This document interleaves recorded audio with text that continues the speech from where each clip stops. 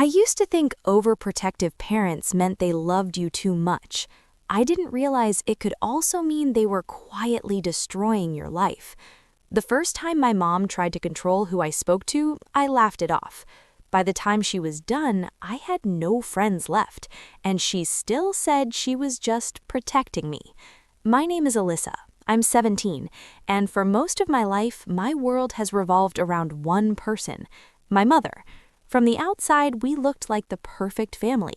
A quiet suburban home, good grades, church on Sundays, a mother who volunteered at school events and smiled for every photo. Everyone loved her. They always told me how lucky I was to have a mom who cared so much. What they didn't see were the control issues hiding behind that care. My mom liked to know everything. Where I was, who I texted, what I said, what I thought. At first, it felt normal. She called it being close. She said mothers and daughters shouldn't have secrets. When I was younger, I believed her. If I came home from school quiet, she would sit on the edge of my bed and gently ask questions until I answered. If I laughed too hard at my phone, she wanted to know who made me laugh. If I closed my bedroom door, she'd open it again with a soft smile and say, "No need to shut me out."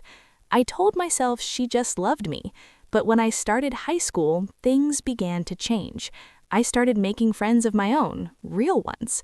There was Emma, who sat next to me in chemistry and shared her notes when I fell behind, Jade, who introduced me to indie music and late-night study calls, and Mia, who lived 3 houses away and became my weekend escape. For the first time in my life, I felt like I had a space that belonged to me.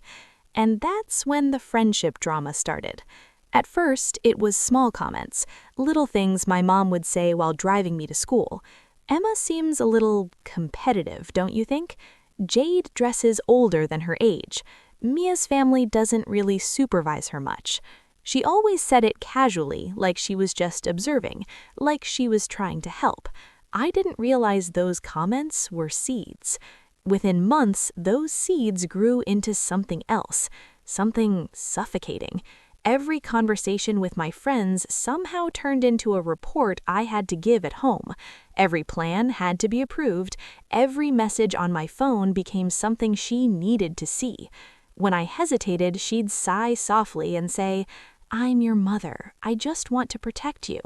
That was the beginning of the mom versus teen conflict that slowly took over my life. Not loud, not explosive, just constant pressure that never let me breathe. At school, I was just a normal girl with normal friendships. At home, I felt like I was being monitored. If I laughed too much about something my friends said, she'd ask what was so funny. If I wanted to go out, she needed full details: who, where, when, why. If plans changed, even slightly, she treated it like a betrayal. It was subtle, careful, almost invisible, the kind of control issues that look like love to everyone else. I kept telling myself it would pass, that she'd loosen up once she trusted me more. I didn't know she was already planning to separate me from everyone I trusted, and by the time I realized what she was doing, my entire world was already starting to fall apart. At first, I thought the tension between my mom and my friends was just normal teenage friction. Most parents didn't fully trust their kids' social circles. I told myself this was just another version of that. But looking back, I can see how carefully she built the distance. It started with Emma. Emma had always been the responsible one in our group. Straight A's, debate team, organized planner. She was the kind of friend every parent claimed they wanted their kid to have. Except my mom. One evening, I mentioned that Emma and I were studying together after school for an upcoming chemistry exam. My mom smiled politely at first. Then she asked, "At her house or here?" "At hers," I said. "Her mom will be home." My mom nodded slowly, like she was processing something important. Then she said, almost gently, "I've noticed Emma likes to compete with you." I blinked. "What?" "She always asks about your grades, your tests, your scores." My mom shrugged lightly. "Some girls pretend to be friends, but secretly want to be better than you." I laughed it off. Emma and I literally helped each other study. There was no competition. But that was how the friendship drama began, not with a fight, but with doubt. A few days later, my mom asked how the study session went. I told her we did well, that Emma helped me understand a topic I'd been struggling with. She smiled, but it didn't reach her eyes. "Just be careful," she said softly.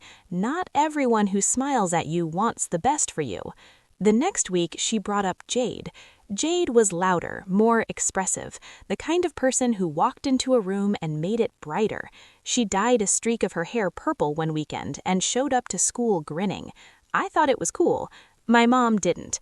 "She seems rebellious," my mom said while folding laundry. "Girls like that can lead you into trouble without even realizing it." "She's not like that," I said. "We just hang out, listen to music, talk." My mom didn't argue. She rarely did. Instead, she'd give these small, concerned looks, the kind that made me feel like I was missing something obvious. That was how her control issues worked. She didn't forbid things directly. She made me question them until I felt unsure on my own. Soon, every conversation with my friends, there was a subtle reaction.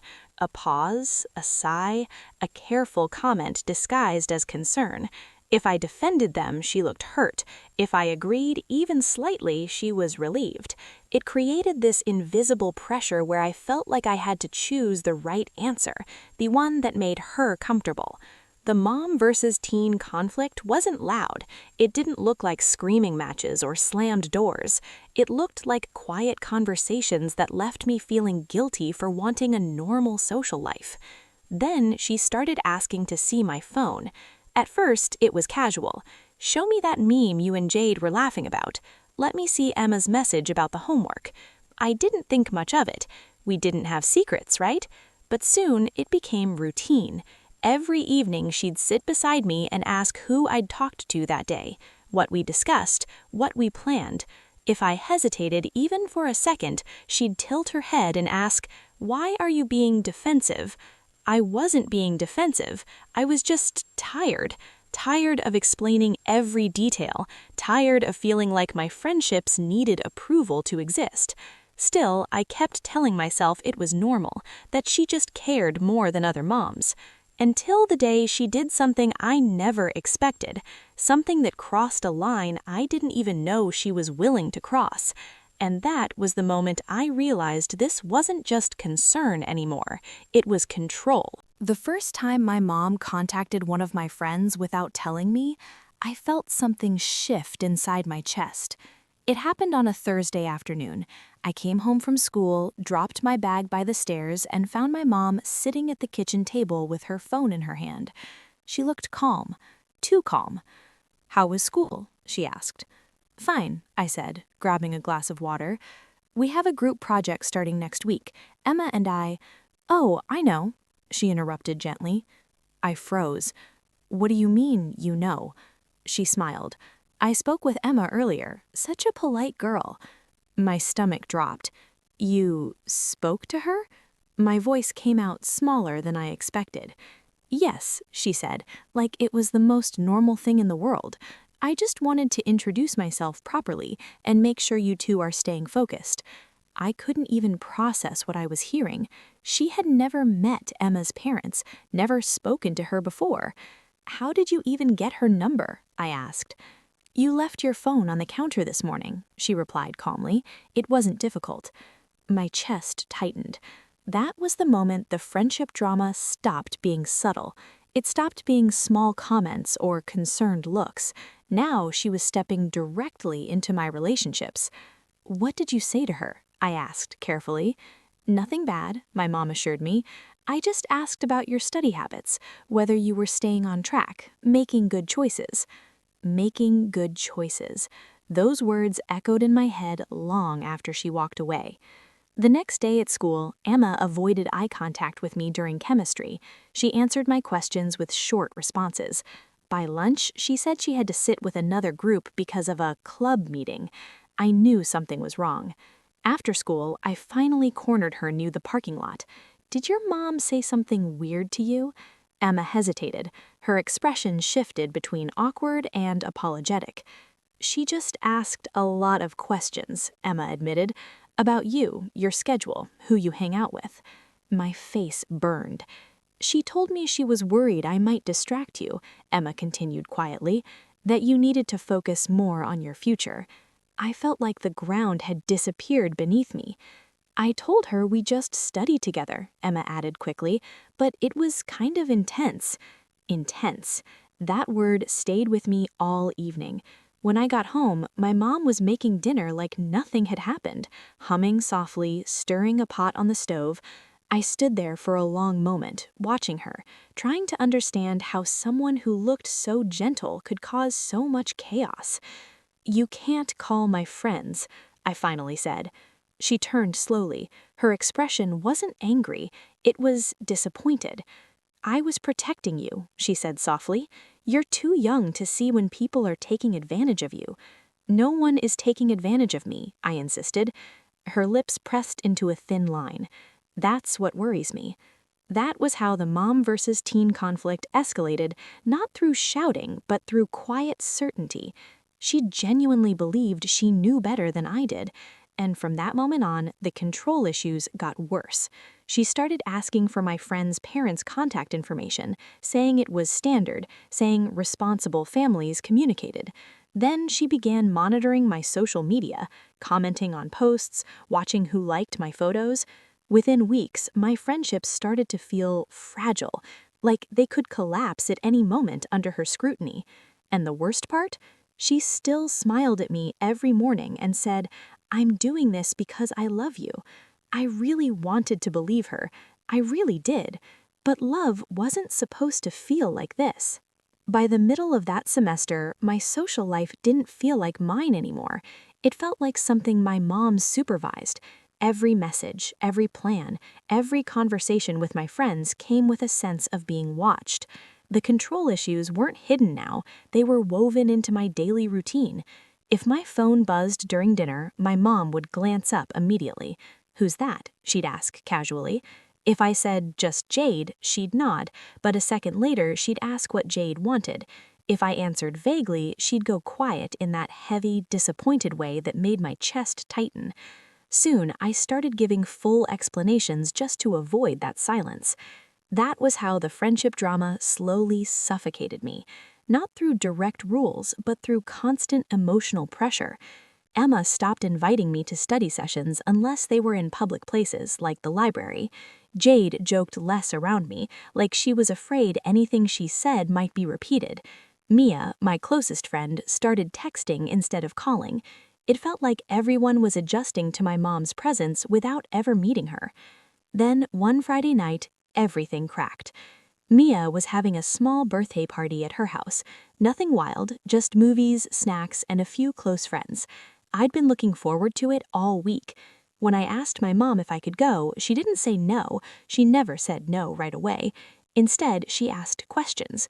Who's going to be there? What are their parents like? Will there be boys? Will there be supervision the entire time? I answered every question carefully, honestly. Finally, she gave a slow nod. "I suppose you can go for a few hours." Relief flooded through me. For the first time in weeks, I felt normal again, like a regular teenager going to a friend's birthday. I spent extra time getting ready that evening, not because it was a big party, but because I was excited to feel like myself again. When I came downstairs, my mom was sitting on the couch watching TV. She looked up at me and smiled. "You look nice," she said.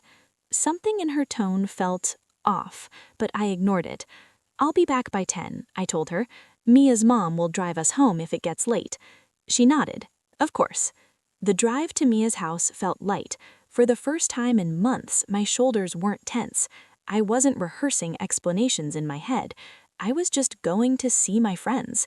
But when I arrived, something felt wrong immediately. Mia opened the door, but her usual bright smile wasn't there. Her eyes flicked past me like she was checking if someone else had come too. "Hey," she said quietly. "Hey, what's wrong?" I asked. She hesitated. Her expression shifted between awkward and apologetic.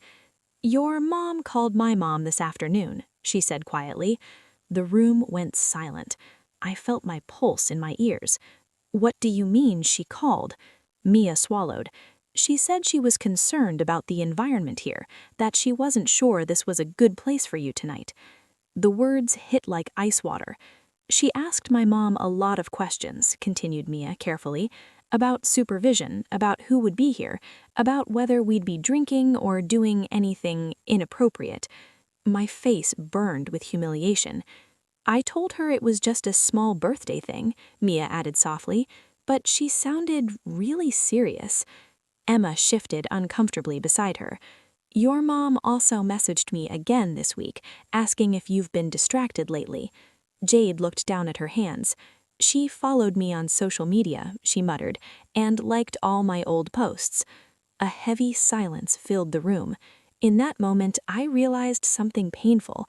My mom wasn't just monitoring me anymore. She was inserting herself directly into every friendship I had, and my friends didn't know how to deal with it. I didn't cry at Mia's party. Not then. I smiled. I apologized for the awkwardness. I told everyone it was fine and pretended nothing was wrong. But inside, something hardened. That night, when I got home early, my mom was waiting on the couch like she'd expected it. She muted the TV and looked at me with concern already prepared on her face. "Everything okay?" she asked gently. I nodded. Yeah, it was quiet. She studied me for a moment, like she was searching for cracks. Then she smiled, satisfied. "I just wanted to make sure you were safe," she said. "You'll understand someday." I went to my room without arguing. That was the moment I stopped fighting her out loud. I realized something important that night. Every time I protested, she tightened her grip. Every time I defended my friends, she labeled them a threat. So I did the opposite. I became calm, agreeable, quiet. The mom versus teen conflict didn't disappear, it just went underground. When she asked who I talked to at school, I answered plainly. When she wanted to see my phone, I handed it over without hesitation. When she made comments about control issues being necessary, I nodded. I let her believe she was winning. And slowly, I started observing. I noticed how she loved being seen as the good mother, how much she valued approval from other parents, how often she talked about responsibility, boundaries, and values, especially in public. I noticed how carefully she crafted her image. So I stopped trying to protect myself emotionally and started protecting myself strategically. At school, I didn't cut off my friends completely. I adjusted. I stopped sharing details about my home life. I stopped reacting when they joked about my mom being intense. I let the distance happen naturally, not because I wanted it, but because it kept them safe from her reach. That was the hardest part. The friendship drama hurt more when it was quiet, when no one was yelling, when everyone was just slowly stepping back. But I understood something my mom didn't expect. I was learning. I started keeping a private journal, not on my phone, but in an old notebook she never touched. I wrote down dates, things she said, people she contacted. Not to use against her, not yet, just to remind myself I wasn't imagining it. Gaslighting loses its power when you keep receipts, even if no one else sees them. At home, I became the version of myself she approved of, focused, polite, detached. I talked more about school, less about feelings, almost nothing about friends. She relaxed. Her questions became less frequent. Her monitoring became less intense. She thought the control issues had worked, that I'd finally chosen her version of reality over my own. And in a way, I let her believe that. What she didn't realize was that silence isn't surrender. Silence is preparation. I wasn't planning revenge in the dramatic way people imagine. No yelling, no exposure, no public confrontation. I was simply stepping back and letting her patterns become visible to everyone else, without me pointing them out. Because people like my mom don't collapse when you attack them. They collapse when they're allowed to be exactly who they are, without anyone covering for them. And I knew, sooner or later, her need for control would turn outward. All I had to do was wait. Waiting was harder than fighting. There were days I wanted to scream, days I wanted to grab my phone and call my friends and tell them everything, how trapped I felt, how carefully I had to move just to avoid another wave of my mom's control issues. But I didn't. Instead, I stayed calm, predictable, exactly what she wanted me to be. And slowly, she relaxed. She stopped checking my phone every night, stopped questioning every text, stopped making "what did you do today" interrogations feel like interviews. To her, it looked like progress, like her guidance had worked. To me, it felt like space. That space gave me time to rebuild something quietly. Not my old friendships exactly, but a version of them that existed outside her direct reach. At school, Emma started talking to me normally again once she realized I wasn't sharing everything from our conversations at home. Jade stopped going quiet around me. Mia began inviting me to small things again: walks after school, quick coffee runs, study sessions at the library. We didn't talk much about my mom. We didn't need to. The friendship drama settled into an unspoken understanding. They knew things were complicated. I knew they were being careful. It wasn't perfect, but it was enough. Then something unexpected happened. My mom started expanding her concern beyond me. It began with a school fundraiser meeting. She volunteered to help coordinate a parent committee, something she'd done before. Usually, she was well-liked, organized, reliable, the kind of parent teachers trusted immediately. But this time, I noticed a familiar pattern forming. She started asking other parents detailed questions about their kids: grades, friend groups, weekend activities. At dinner, she'd mention them casually. "Emma's been spending a lot of time online lately. I hope her parents are monitoring that." Or, "Jade seems distracted in class. I wonder what's going on there." At first, I thought she was just making conversation, but then I overheard a phone call. I was upstairs doing homework when I heard her voice drifting from the kitchen.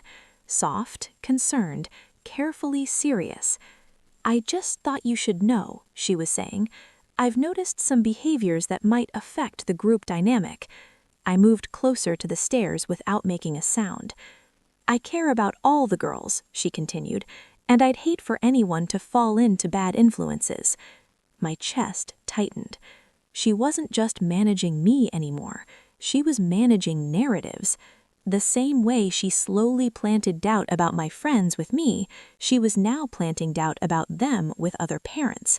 And this time, I wasn't the only one who would feel the impact. Over the next few weeks, small tensions started appearing among the parent group. Nothing explosive, just subtle shifts. Parents asking more questions, comparing notes, watching their kids a little more closely. I stayed quiet, observed, waited. Because for the first time, my mom's control issues weren't contained inside our house. They were visible to other adults. And unlike me, those adults weren't emotionally dependent on her approval. They didn't see her as a protector. They saw her as intense. The shift was slow, almost invisible, but I could feel it building. People like my mom thrive when their control looks like love, when their involvement looks helpful. But once enough people start noticing the pattern, it stops looking caring. It starts looking intrusive. And I had a feeling that sooner or later her need for control would turn outward. All I had to do was wait. Waiting was harder than fighting. There were days I wanted to scream, days I wanted to grab my phone and call my friends and tell them everything, how trapped I felt, how carefully I had to move just to avoid another wave of my mom's control issues. But I didn't. Instead, I stayed calm, predictable, exactly what she wanted me to be. And slowly, she relaxed. She stopped checking my phone every night, stopped questioning every text, stopped making "what did you do today" interrogations feel like interviews. To her, it looked like progress, like her guidance had worked. To me, it felt like space. That space gave me time to rebuild something quietly, Not my old friendships exactly, but a version of them that existed outside her direct reach. At school, Emma started talking to me normally again once she realized I wasn't sharing everything from our conversations at home. Jade stopped going quiet around me. Mia began inviting me to small things again. Walks after school, quick coffee runs, study sessions at the library. We didn't talk much about my mom. We didn't need to. The friendship drama settled into an unspoken understanding. They knew things were complicated. I knew they were being careful. It wasn't perfect, but it was enough. Then something unexpected happened. My mom started expanding her concern beyond me. It began with a school fundraiser meeting. She volunteered to help coordinate a parent committee, something she'd done before. Usually she was well-liked, organized, reliable, the kind of parent teachers trusted immediately. But this time, I noticed a familiar pattern forming. She started asking other parents detailed questions about their kids, grades, friend groups, weekend activities. At dinner, she'd mention them casually. "Emma's been spending a lot of time online lately.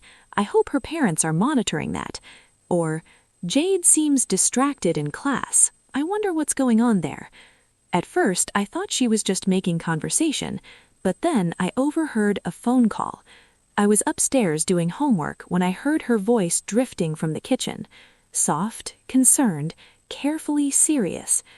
"I just thought you should know," she was saying. "I've noticed some behaviors that might affect the group dynamic." I moved closer to the stairs without making a sound. "I care about all the girls," she continued, "and I'd hate for anyone to fall into bad influences." My chest tightened. She wasn't just managing me any. The shift didn't happen all at once. It happened the way most consequences do. Slowly, then all at once. At first, my mom didn't notice anything changing. She still volunteered at school, still attended every parent meeting, still spoke with that calm authority people usually trusted. But something in the atmosphere around her had started to cool. I saw it during pickup times outside school. Parents who used to stop and chat with her now gave polite smiles and kept walking.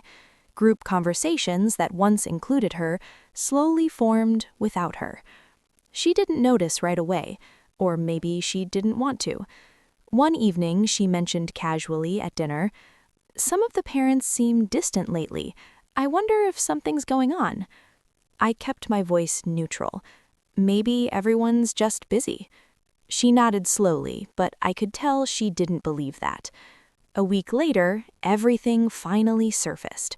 There was a parent coordination meeting at school for an upcoming event. My mom dressed carefully for it. Neat blouse, calm smile, confident posture. She left the house looking completely in control. She came back 3 hours later, quiet. Not angry, not defensive, just quiet in a way I'd never seen before. I was at the kitchen table pretending to do homework when she walked in. She set her bag down slowly and sat across from me. For a long moment, neither of us spoke. Then she exhaled. "Some of the parents seem I've been overstepping," she said. Her voice was steady, but there was something fragile underneath it. I didn't respond right away. I just listened. "They said I asked too many questions," she continued, "that I make them uncomfortable, that it feels like I'm monitoring their children." The irony pressed against my chest so hard it almost hurt, but I stayed calm. "What did you say?" I asked gently. She looked down at her hands. "I told them I was just trying to help, to keep everyone safe." A long pause filled the kitchen. "They didn't see it that way," she admitted. That was the moment everything shifted between us. For the first time, my mom was experiencing what it felt like when concern starts to look like control, when protection starts to feel like intrusion. She didn't cry, she didn't explode, she just seemed shaken. Over the next few weeks, more changes followed. She stepped back from the parent committee, stopped making calls to other parents, stopped bringing up other kids at dinner. At home, she grew quieter too. The constant monitoring faded, the daily questions softened, and the tension that had lived in our house for months slowly loosened its grip. One evening, she knocked on my bedroom door before entering, something she hadn't done in years. "Can we talk?" she asked softly. I nodded. She sat at the edge of my bed, hands folded together. For a moment, she looked like she was choosing her words carefully. "I might have been too involved," she said. "With you, with everything." It wasn't a full apology, not exactly, but it was the closest she'd ever come. The mom versus teen conflict that once defined our relationship didn't disappear overnight. Trust doesn't rebuild that quickly, but something important had changed. She had seen for herself what happens when care turns into control issues, when love starts suffocating instead of supporting. And for the first time in a long while, she began giving me space without being asked. Things didn't magically become perfect after that conversation. Real life doesn't work like that. My mom didn't wake up the next morning completely transformed. She didn't suddenly become the relaxed, easygoing parent you see in movies. But something inside our house shifted. For the first time in years, I felt like I could breathe without being watched. She stopped asking for my phone, stopped questioning every plan, stopped analyzing every friendship like it was a potential threat. The control issues didn't vanish entirely, habits that deep rarely do, but they softened. They no longer defined every interaction between us, and that made all the difference. At school, my friendships slowly began to heal. Emma started inviting me to study sessions again without hesitation. Jade went back to sending chaotic voice messages at midnight. Mia returned to being my safe place, the friend who didn't need explanations to understand me. We never had a dramatic conversation about everything that happened. We didn't sit in a circle and unpack months of tension. We just moved forward. Sometimes healing looks like quiet consistency instead of big emotional speeches. One afternoon, a few weeks later, I came home and found my mom in the kitchen reading. She looked up as I walked in. "Did you have a good day?" she asked. It was a simple question, not loaded, not investigative, just genuine. "Yeah," I said. "I went to the library with Emma and Jade after school." She nodded once. No follow-up lesson, no warning disguised as concern, just a small smile. "I'm glad," she said. That moment felt bigger than it probably looked from the outside, because for the first time I wasn't reporting my life, I was sharing it. The friendship drama that once dominated everything slowly became a memory instead of a daily reality. The mom versus teen conflict that once defined us turned into something quieter, a learning process for both of us. I realized something important through all of it.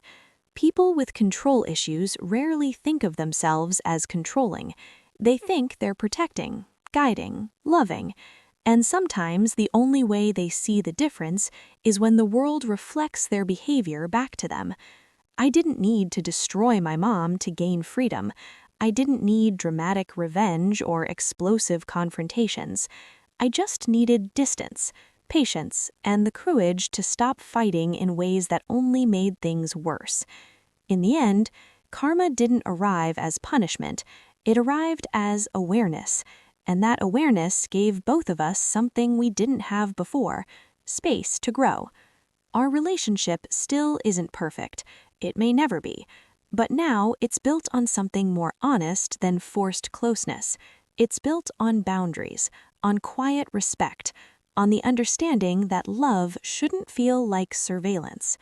Sometimes I wonder how different things might have been if I'd kept reacting the way I used to, if I'd kept yelling, defending, fighting every step. Maybe nothing would have changed. But stepping back allowed the truth to surface on its own, and once it did, everything shifted. So I still think about that question sometimes.